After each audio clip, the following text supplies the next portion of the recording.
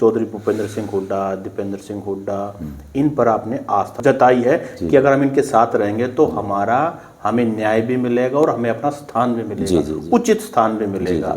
लेकिन आज जो भारतीय जनता पार्टी की सरकार है, आज करीब करीब 5,000 स्कूलों को बंद कर दिया गया है, स्कूलों को मर्ज किया जा रहा है, स्कूलों को बंद किया जा रहा है। तो डॉक्टर साहब ऐसे क्या हालात रहे, क्या सिचुएशन रही कि आपने कांग्रेस के साथ गठबंधन भी कर सकते थे आप, लेकिन आपने मर्ज ही कर दिया उसको? पहचान पाए हुए जो स्थापित नेता हैं, कांग्रेस पार्टी ने काफ़ी लंबे समय तक देश पे और प्रदेश में राज किया है, तो एक लंबी लाइन, एक लंबी लिस्ट जो है कांग्रेस के पास हर लोकसभा पे थी। जो एससी वर्ग का वोट है वो बीएसपी का मेन माना जाता था कभी, लेकिन कांग्रेस में भी एक बहुत बड़ा चंक जो है कांग्रेस के साथ धारा पे तो काम होता है, लोगों को जाकर के भाषणबाजी तो करनी होती है, लेकिन जब सत्ता में परिवर्तन की बात आती है तो कहीं ना कहीं बहुजन समाज पार्टी इसमें चूक जाती है। ये जो भारतीय जनता पार्टी है, ये इनको जनता से, इस देश से कोई लेना देना नहीं है। ये तो अपना, बल्कि लोगों को गरीबी रेखा से नीचे इसलिए रखते हैं कि इनका वोट बना रहे। गरीब का बच्चा वहाँ पढ़ रहा है, कितने मेडिकल कॉलेज कांग्रेस के कार्यकाल में खुले, उनके अंदर आज हर तरह का सब कुछ बीजेपी ने बिल्कुल उल्टा करने का काम किया है। तो इन तमाम बातों को देख करके आज शेड्यूल कास्ट समाज दोबारा से कांग्रेस के साथ जुड़ रहा है। नमस्कार, मेरा नाम है सत्सिंह और अब मैं बैठा हूँ डॉक्टर महेश कुमार के साथ। डॉक्टर महेश कुमार अभी हाल ही में न्यूज़ में आए थे।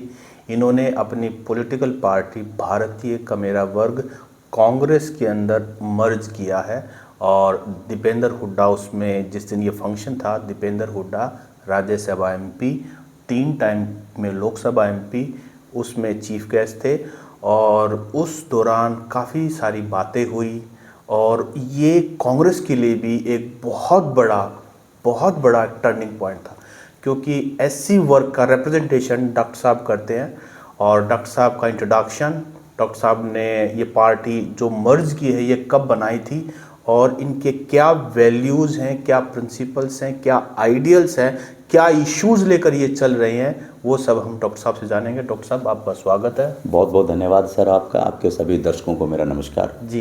अच्छा डॉक्टर साहब, सबसे पहला मैं ये जानना चाहता हूँ कि आप अपना इंट्रोडक्शन एक बार खुद बता दीजिए ताकि हमारी ऑडियंस को आपका परिचय अच्छी तरह से मिल जाए। Thank you sir. मैं डॉक्टर महेश कुमार, भारतीय कमेरा वर्ग पार्टी हम पिछले 3 साल से चला रहे थे।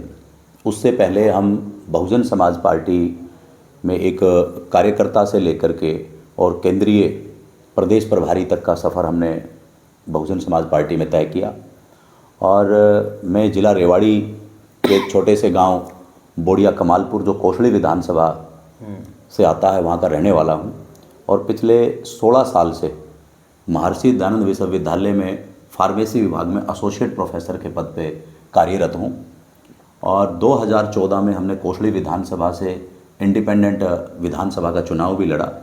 उसके बाद बहुजन समाज पार्टी और बहुजन समाज पार्टी से अलग होकर के भारतीय कमेरा वर्ग पार्टी और 22 फरवरी 2024 को हमने भारतीय कमेरा वर्ग पार्टी को कांग्रेस में विलय करने का काम किया। जी डॉक्टर साहब, ऐसा देखा गया है कि कांग्रेस पार्टी का कभी, वैसे तो जो एससी वर्ग का वोट है वो बीएसपी का मेन माना जाता था कभी, लेकिन कांग्रेस में भी एक बहुत बड़ा चंक जो है कांग्रेस के साथ था, लेकिन समय के साथ साथ वो दूर होता गया। उसके बहुत सारे कारण हैं। हो सकता है उनका वो रिप्रेजेंटेशन उनको वो ना मिला हो सकता है उनको वो न्याय ना मिला हो जो एक्सपेक्ट किया जा रहा था, लेकिन आपका कांग्रेस के साथ जुड़ना और बाकायदा एक पॉलिटिकल पार्टी, आपको एक्सपीरियंस बीएसपी और आपने खुद ने चुनाव लड़ रखा है इंडिपेंडेंट कोसली से। रोहतक लोकसभा में कोसली विधानसभा का अपना बड़ा महत्व है, क्योंकि पिछली बार जो दीपेंद्र हुड्डा की 2019 में हार हुई, कोसली एक तरह से एक्लीज हिल थी, क्योंकि अगर वहाँ से अगर वो बैलेंस कर जाते तो दीपेंद्र हुड्डा 7,000 वोट कोई ज़्यादा नहीं होती है। तो आप इसको कैसे देखते हो? देखिए, हमने हमेशा एक विचारधारा की लड़ाई लड़ी है और इसीलिए सभी पार्टियों को, चाहे वो भारतीय जनता पार्टी हो, कांग्रेस हो या अन्य कोई दल हो, हमने अपनी शुरुआत एक इंडिपेंडेंट लीडरशिप के तहत की और जो जिस विधानसभा के अंदर हम पैदा हुए हैं वहाँ से हमने सामाजिक कार्यों को लेकर के फिर वहाँ से चुनाव लड़ा। क्योंकि जितनी भी पार्टियाँ हैं वो तमाम पार्टियाँ हम लोगों को बताते थे उस समय कि ये सब अमीरों की पार्टियाँ हैं, इनका गरीबों से कोई सरोकार नहीं है। गरीब वोट देता है, अमीर नेता जीत करके जाता है और विधानसभा में बैठ करके गरीबों के खिलाफ नीतियां बनाता है। तो इस कंसेप्ट को लेकर के हम चले। फिर जब चले तो पता लगा कि बहुजन समाज पार्टी एक विचारधारा की पार्टी है जो गरीबों की बात करती है। तो बहुजन समाज पार्टी में आए, विचारधारा की लड़ाई लड़ी। तो वहाँ पर जाकर के 6.5 साल जब काम किया तो ये महसूस हुआ कि ये सिर्फ विचारधारा की लड़ाई तो लड़ते हैं, उन विचारों को जो महापुरुष के जो विचार, जो महापुरुष जिसमें कबीरदास, रविदास, बाबा साहब डॉक्टर अंबेडकर, मान्यवर कांशीराम साहब, उनके विचारों की तो बात करते हैं, लेकिन राजनीतिक तौर पर जो लड़ाई लड़नी चाहिए उस लड़ाई के अंदर कहीं ना कहीं वो लोग पीछे रह जाते हैं। जैसे मैं अगर खुल के बात करूं तो विचारधारा पर राजनीति को कैश करने का मामला बहुजन समाज पार्टी का रहा। हरियाणा के अंदर विचारधारा पे तो चीज़ें रटी जाती है, लेकिन सत्ता बनाने का कोई प्रोग्राम नहीं। जब मैं 2019 में प्रभारी था तो ओम प्रकाश चौटाला जी और दुष्यंत चौटाला जी से गठबंधन हुआ, मजबूत गठबंधन था। अगर गठबंधन रहता तो शायद सत्ता में शामिल होते, और जब सत्ता में शामिल होते तो फिर जाकर के कई विचारधारा को आगे बढ़ाने का काम होता। जैसे भारतीय जनता पार्टी और आरएसएस, भारतीय जनता पार्टी एक पार्टी है, पॉलिटिकल पार्टी है, और आरएसएस एक विचारधारा है। तो जब आरएसएस का हमेशा से ये रहता है कि भारतीय जनता पार्टी शाम दान दंड भेद हुक एंड क्रुक वो सत्ता में आए, जब सत्ता में आएगी तो हमारी विचारधारा आगे बढ़ने का काम होगा। तो विचारधारा पे तो काम होता है, लोगों को जाकर के भाषणबाजी तो करनी होती है, लेकिन जब सत्ता में परिवर्तन की बात आती है तो कहीं ना कहीं बहुजन समाज पार्टी उसमें चूक जाती है। तो उस बात को लेकर के फिर हमने वहाँ से अलग होकर के भारतीय कमेरा वर्ग पार्टी बनाई। वो भी एक विचारधारा पर आधारित एक पार्टी थी। 3 साल तक हमने संघर्ष किया और लोगों को जाकर के ये बताया कि भले कोई बड़ी पार्टी है, लेकिन हर बड़ी पार्टी को एक छोटी पार्टी की ज़रूरत होती है। और समय समय पर ये देखा भी गया है। आज तो गठबंधन का दौर है, जो है आज एनडीए जो है वो 38 पार्टीज़ को लेकर के नरेंद्र मोदी उनका नेतृत्व कर रहा है। इधर इंडिया बन रहा है, पहले एनडीए बना। तो हमने कहा कि हम इस भारतीय कमेरा वर्ग पार्टी को एस्टैब्लिश करेंगे, और वही मान्यवर कांशीराम साहब ने जो 98 में जो करिश्मा किया कि 96 के चुनाव में जब इस देश में चुनाव हुआ, तो हरियाणा में भी चुनाव हुआ, तो 96 में जो 3% वोट आया बहुजन समाज पार्टी को, तो 98 में उस 3% वोट के बलबूते पे चौधरी देवीलाल के साथ में अलायंस हुआ। और चौधरी देवीलाल साहब के साथ अलायंस हुआ तो एक अम्बेडकरवादी सांसद अंबाला लोकसभा से अमन कुमार नागरा जी, विचारधारा का एक व्यक्ति, दिल्ली गया। तो हमने कहा कि जब 3% वोट पे जब सांसद जा सकता है तो 3% वोट पर एमएलए क्यों नहीं जा सकता। तो इस बात को लेकर के लोगों को जो है एक भरोसा दिलाया, और 3 साल तक भारतीय कमेरा वर्ग पार्टी ने अपना संगठन जो है वो बूथ स्तर तक भारतीय कमेरा वर्ग पार्टी लेकर के गई। जी, तो डॉक्टर साहब ऐसे क्या हालात रहे, क्या सिचुएशन रही कि आपने कांग्रेस के साथ गठबंधन भी कर सकते थे आप, लेकिन आपने मर्ज ही कर दिया उसको? देखिए, बिल्कुल हमारा प्रयास था कि हम गठबंधन करें, और कई दौर की बात कांग्रेस के नेताओं के साथ में चली, लेकिन कहीं ना कहीं गठबंधन पे जब कोई चीज़ नहीं सहमति बनी, क्योंकि ये भी आपको मालूम है कि एक जो पहचान पाए हुए जो स्थापित नेता हैं, कांग्रेस पार्टी ने काफ़ी लंबे समय तक देश पे और प्रदेश में राज किया है, तो एक लंबी लाइन, एक लंबी लिस्ट जो है कांग्रेस के पास हर लोकसभा पे थी। तो इलेक्टोरल एक्सपीरियंस शायद आपकी पार्टी के पास था? नहीं था। वो लोग विचारधारा तो थी, लेकिन इलेक्टोरल एक्सपीरियंस, आइडेंटिफाइड लोग, वो जो फौज होती है एक्स एमएलए की, एक्स एमपी की, हाँ, वो कोई नहीं था। बिल्कुल आप ठीक कह रहे हैं।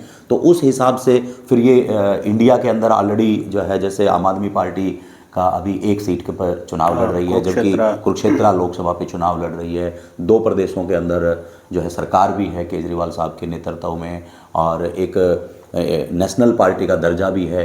तो ये सारी बातें हुई, लेकिन जब उन सब चीज़ों को लेकर के जब अलायंस पे कोई बात नहीं बनी, तो फिर हमने अपने संगठन से बात की कि समय के हिसाब से परिवर्तन होता है।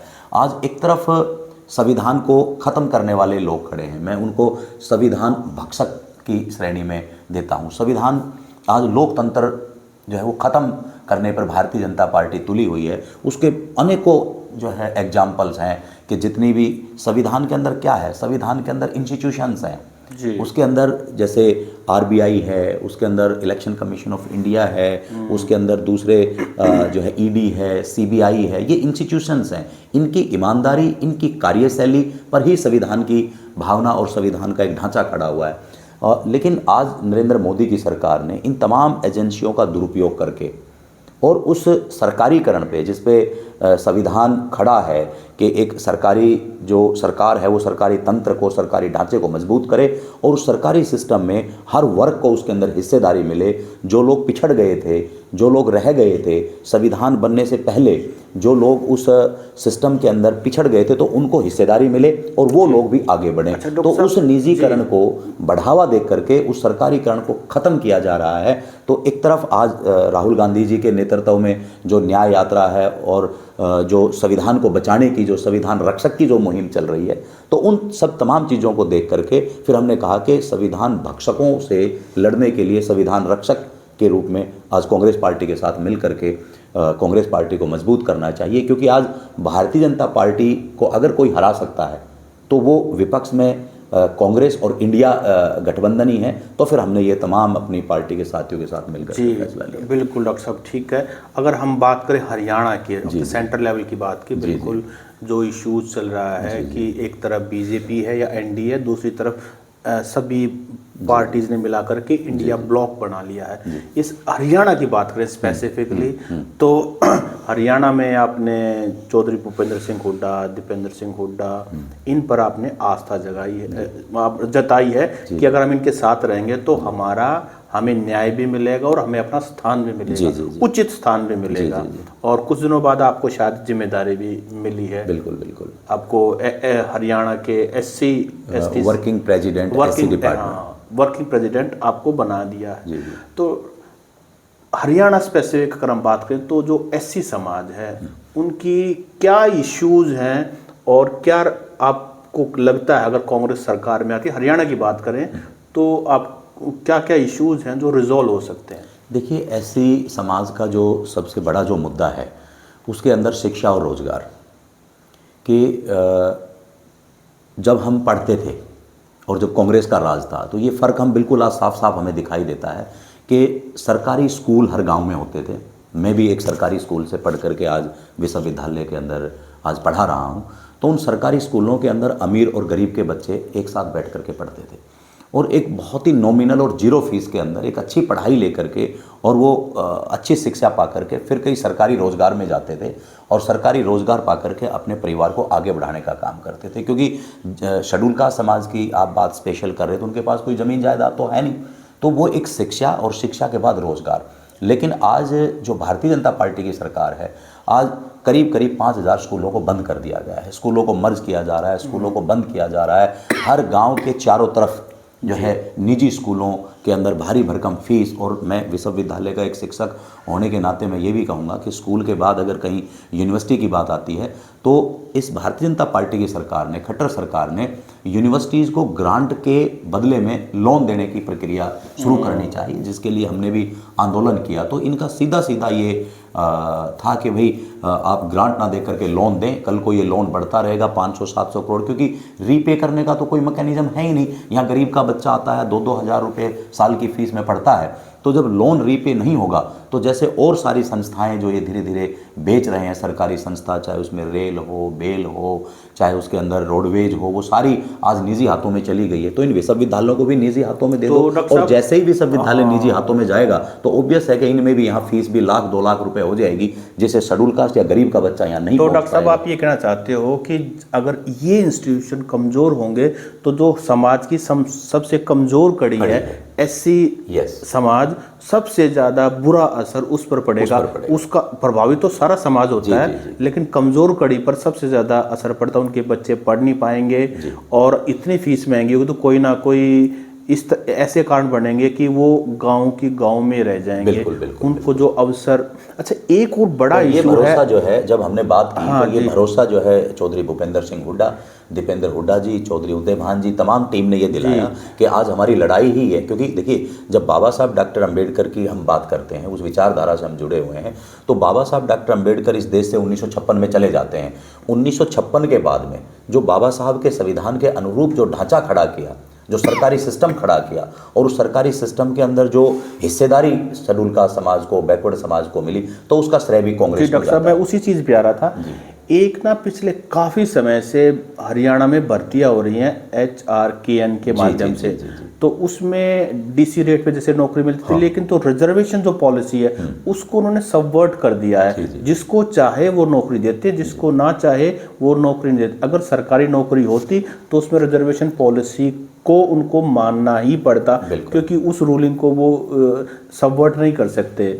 लेकिन इसके अंदर तो रिजर्वेशन खत्म ही करते एक तरह से। बिल्कुल। इसको आप कैसे देखते हो? देखिए, बिल्कुल आपने सही कहा कि मैं बार बार सरकारी सिस्टम की बात करता हूं, क्योंकि सरकारी सिस्टम है तो उसमें कहीं ना कहीं जो है वो रिजर्वेशन के तहत हिस्सेदारी की बात होती है। लेकिन जब भी सरकारीकरण निजीकरण की तरफ बढ़ता है तो निजीकरण के अंदर वो जो आरक्षण का सर्टिफिकेट है एक कागज़ का टुकड़ा बन जाता है। और इस ये HKRN की जो आपने विषय बताया, तो ये तो सरकारी ठेकेदार हो गई है।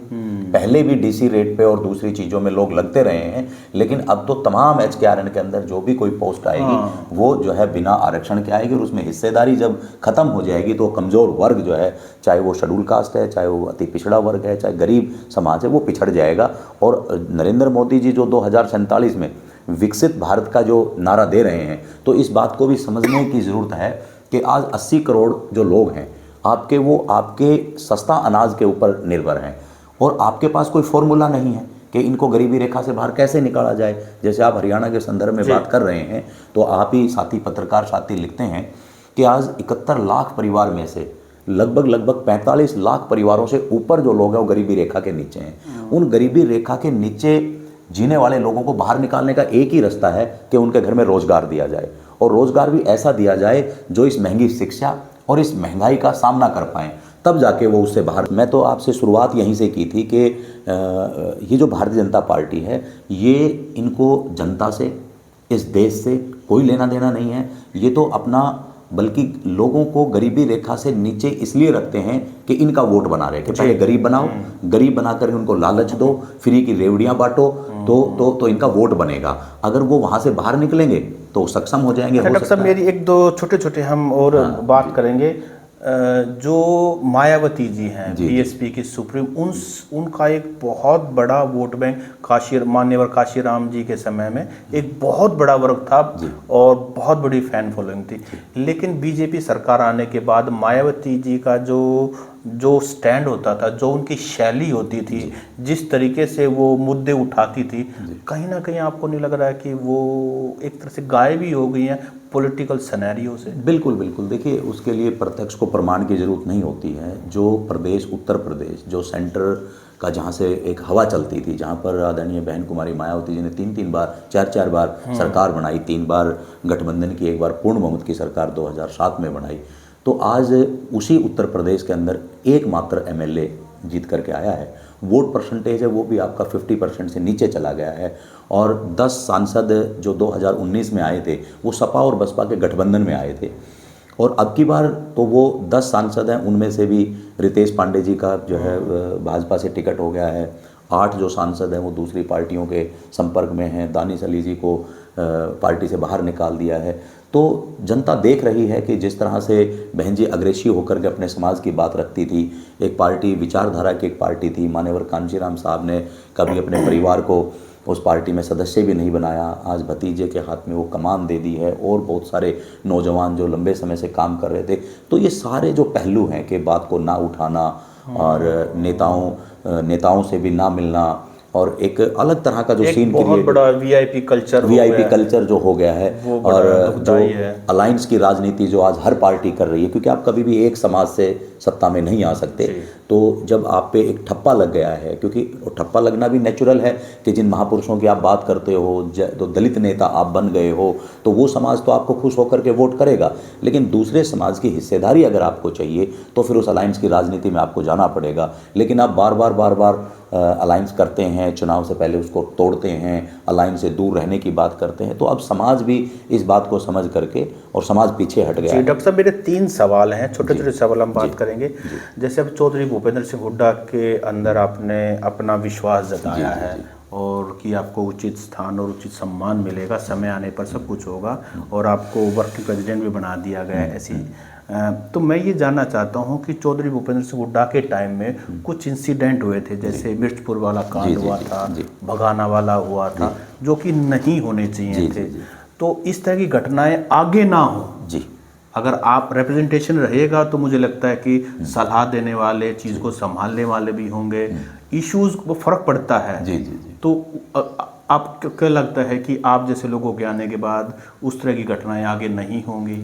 देखिए, आपने बिल्कुल सही कहा कि उस समय ये घटनाएं हुई और उन घटनाओं का नतीजा भी आया जी कि 10 साल के कार्यकाल के बाद में सरकार को जाना पड़ा और भारतीय जनता पार्टी की सरकार बनी। तो कुछ इंसिडेंट होते हैं, उन्हीं के ऊपर सरकार का आना और सरकार का जाना तय करता है।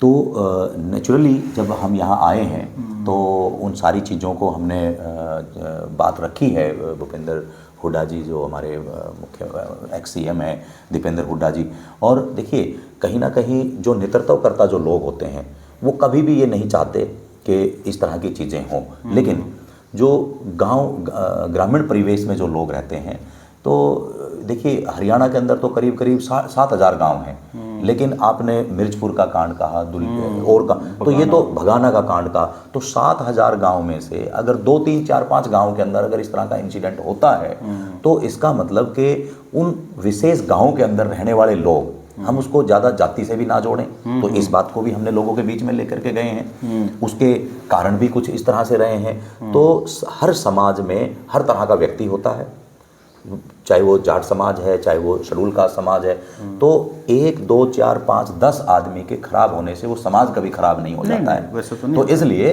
ये 7,000 गांव में से अगर 2, 4, 5 गांवों के अंदर ऐसा इंसिडेंट हुआ है और उसको कंट्रोल करने का भी काम हुआ है, और ये तो बिल्कुल हम भरोसा समाज को दिलाया भी है, आगे दिलाएंगे भी, और नेतृत्व से बात भी हुई है कि जब सरकार बने तो इस तरह से जो पीछे जो चीज़ें छूट गई हैं वो चीज़ें आगे ना हों और एक सही हिस्सेदारी जो है वो कांग्रेस पार्टी के राज में शेड्यूल कास्ट को मिले। तो ये पूरा भरोसा लेकर के ही ये भरोसा लेकर के ही फिर हम कांग्रेस के अंदर। तब एक बहुत बड़े नेता ऐसी समाज के जो कांग्रेस के अंदर थे, राहुल गांधी के किसी ज़माने में बहुत ही वफादार थे, सिरसा से MP भी रहे, HPCC के प्रेसिडेंट भी रहे, उन्होंने कांग्रेस पार्टी को अलविदा कह दिया, फिर वो TMC में गए, फिर वो आम आदमी पार्टी में गए, अब वो BJP में हैं।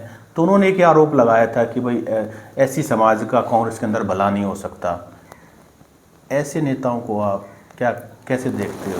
देखिए, अशोक तंवर जी का जो पूरा प्रोग्राम आपने बताया कि हरियाणा कांग्रेस के अध्यक्ष होने के साथ साथ और आज वो BJP में चले गए, आज अगर शेड्यूल कास्ट के बच्चे से भी आप पूछेंगे तो ये सारे में कहीं ना कहीं उनका अपना स्वार्थ नज़र आता है। देखिए, हिस्सेदारी की बात है कि अब 17 सीटें रिजर्व है, तो उन 17 सीटों पर शेड्यूल कास्ट के लोग विधानसभा में जाते हैं, और उस समय तो ऐसा सीन बन रहा था कि वो खुद भी जो है अगर कांग्रेस के अंदर रहते तो डेफिनेटली कांग्रेस की सरकार बनती। कांग्रेस की सरकार बनती तो उनको भी एक अच्छी जिम्मेदारी वहाँ पर होती, सरकार में रह करके वो लड़ाई लड़ते। कांग्रेस ने उनको लोकसभा सिरसा से सांसद बनाया, और लेकिन उस टकराव से एक तो कांग्रेस की सरकार चली गई और अपने लोगों को कहते कहते मेरे लोगों को, तो ये जो अपनापन और टकराव की जो स्थिति होती है, ये जिस घर में आप रहते हो उसको नुकसान दे करके और दूसरों को फ़ायदा पहुंचाने वाला काम होता है। उसके बाद TMC में गए, कहते हैं राज्यसभा का टिकट, राज्यसभा की सीट देने का वादा हुआ था, उसमें देरी हो गई तो वहाँ से छोड़ करके आम आदमी पार्टी में चले गए। आम आदमी पार्टी में कुछ दिन काम किया, एक आम आदमी पार्टी की सरकार जब पंजाब में बनी तो एक उबाल आम आदमी पार्टी में देखने को मिला, काफ़ी लोगों ने सदस्यता ली, संगठन का विस्तार हुआ, सारी चीज़ें ठीक चल रही थी, लेकिन जैसे ही राज्यसभा के चुनाव हुए और उनका उसके अंदर नाम नहीं आया तो छोड़ करके अब भारतीय जनता पार्टी में चले गई। तो मतलब अपना काम ना बनता दिखे तो भाड़ में जाए समाज। तो इस तरह की जो है राजनीति अशोक तंवर जी की है और आज भी रही है, और आज भी वहाँ पर भी पता नहीं क्या सेटिंग करके वो गए हैं, तो वो अब थोड़े दिन में पता लगेगा। अरे डॉक्टर साहब, हरियाणा के अंदर ऐसी समाज की कितना % पॉपुलेशन है? लगभग 23 से 24% शेड्यूल कास्ट समाज है हरियाणा के अंदर, और एक बड़ा इम्पैक्ट जो है वो रखता है। और ऐसी समाज में सबसे बड़ा कॉन्स्टिट्यूएंट कौन सा है? सबसे बड़ा नंबर रविदासिया समाज का। रविदास या चमार समाज जिसको आप कहते हैं, तो वो 14 से 15% के आसपास है। बाकी फिर धानक, वाल्मीकि और ओड, सांसी और ये बहुत सारे छोटे छोटी जो संख्या के अंदर जो जातियां हैं, वो कुल मिलाकर के जो है 22 से 24% शेड्यूल कास्ट है। लेकिन रविदास या चमार समाज जो है वो 14 से 15% उसके अंदर है। अच्छा डॉक्टर साहब, आपको क्या लगता है कि जो सोशल, क्योंकि आजकल सोशल इंजीनियरिंग की बात होती है हरियाणा के अंदर, जैसे अगर हम देखें मोटा मोटा एज ए पत्रकार हम देखते हैं कि जो कांग्रेस पार्टी है उसमें चौधरी भूपेंद्र सिंह हुड्डा को जैसे कमान दी हुई है अभी, तो जाट तो लगभग कंसोलिडेट होके इनके पीछे लगा हुआ है। साथ में एससी समाज और जुड़ जाता है, जैसे आप जैसे लोग जुड़ रहे हैं जो पॉजिटिव हैं, एजुकेटेड हैं और मिलनसार भी हैं। तो आपको क्या लगता है कि इस गठबंधन से, क्योंकि ये गठबंधन दो समाज का अगर हो जाता है तो उसे कांग्रेस को कितना बड़ा फायदा मिलता हुआ दिख रहा है? डेफिनेटली ये अगर ये दोनों समाज अगर एक साथ जुड़ते हैं तो दोनों समाज जो है अपने साथ दूसरी भी सब कास्ट को जोड़ करके रखता है।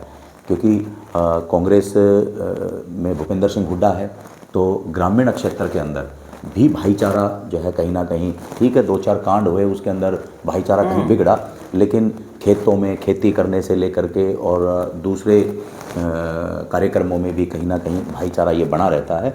और जब जब ये वर्ग कांग्रेस के साथ जुड़ा है, चमार समाज और शेड्यूल कास्ट समाज और मोस्ट बैकवर्ड समाज जब जब कांग्रेस के साथ जुड़ा है तो कांग्रेस की सरकार बनी है।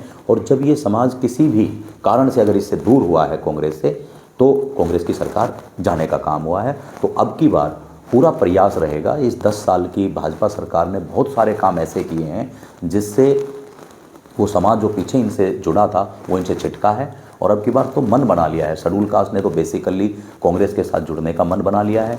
हम लोग आए हैं और ज़्यादा मेहनत करेंगे, जो लोग नाराज़ हैं उनको जोड़ने का काम करेंगे। और डेफिनेटली सरकार जो है, मेरा आखिरी सवाल, इंटरव्यू का आखिरी सवाल, मोदी की गारंटी, ये एक बहुत बीजेपी ने प्रचार किया हुआ है। ऐसी समाज में जब आप जाते हैं, लोगों से मिलते, गांव के, मैं बिल्कुल ग्रास रूट्स पे बात कर रहा हूँ, जिनको बहुत ही बड़ी समस्या, चैलेंज है, ना रोजगार है, बच्चे शिक्षा अच्छी ले नहीं पा रहे हैं, कई जगह तो स्कॉलरशिप भी बेचारों की बंद हो गई है, बहुत सारे इश्यूज है इस तरह के।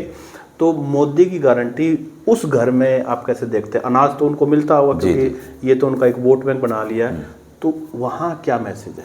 बिल्कुल, वहाँ पर क्लियर कट मैसेज है। नरेंद्र मोदी की कोई गारंटी नहीं है। जो पीछे इन्होंने गारंटी दी कि हम 2 करोड़ रोजगार देंगे जी, तो वो कोई गारंटी नहीं है। अब अगर 2 करोड़ रोजगार तो पूरे देश में देने की बात कही थी, लेकिन अगर हरियाणा के अंदर हम देखें तो CET का नाटक कितने दिनों से चल रहा है। बच्चा एग्ज़ाम की तैयारी करता है, उसको पता लगता है पेपर लीक हो गया, एग्ज़ाम की तैयारी करता है और पता लगता है कि पेपर जो है कैंसिल हो गया। तो इस तरह से ये सारी चीज़ें जो रोज़गार से, जो समाज सिर्फ रोज़गार पे टिका हुआ है, आपने जब कहा कि क्या मुद्दे हैं, तब भी मैंने यही कहा था कि जो समाज सिर्फ और सिर्फ रोज़गार पे टिका हुआ है, वो समाज उस रोज़गार से दूर जा रहा है। नरेंद्र मोदी जी ने निजीकरण के माध्यम से उस आरक्षण को ख़त्म करने का षड्यंत्र रचा है और सिर्फ उनको 2 सस्ते अनाज के ऊपर ला करके उनको रख दिया है। तो इस तरह से वो जो शेड्यूल कास्ट समाज है वो नरेंद्र मोदी की गारंटी को विफल मानता है और वो कहीं ना कहीं इस बीजेपी को यहाँ से उखाड़ फेंकने के लिए अपनी तैयारी कर रहा है। अभी जैसे मैं कर्मचारी वर्ग की बात करूँ, हजरस का बहुत बड़ा संगठन है, उन्होंने जो है एजिटेशन किया, दूसरे कर्मचारियों ने एजिटेशन किया, प्रमोशन रिजर्वेशन की बात समाज कर रहा है। तो हर कितनी बार 10 साल के अंदर खट्टर सरकार ने प्रमोशन रिजर्वेशन की बात की, नोटिफिकेशन भी किया, लेकिन आज तक एक सिंगल प्रमोशन नहीं किया। तो ऐसे और बहुत सारे मुद्दे हैं जिनसे आज शेड्यूल कास्ट समाज, मोस्ट बैकवर्ड समाज, गरीब समाज, वो बिल्कुल बीजेपी से मोहभंग उनका हो गया है। उनका मोदी का झूठ है वो सामने आ गया है। इनकी गारंटी सिर्फ गरीब बनाने की गारंटी है कि हम तो गरीब बनाएंगे और अपना वोट ले लेंगे।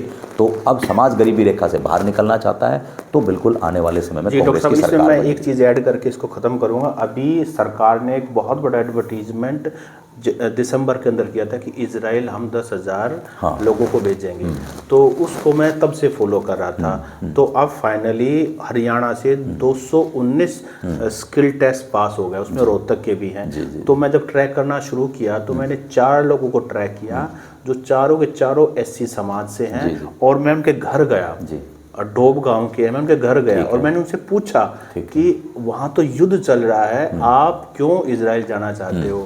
मैं घर वालों से भी बात की, मेरा बाकायदा वीडियो इंटरव्यू है।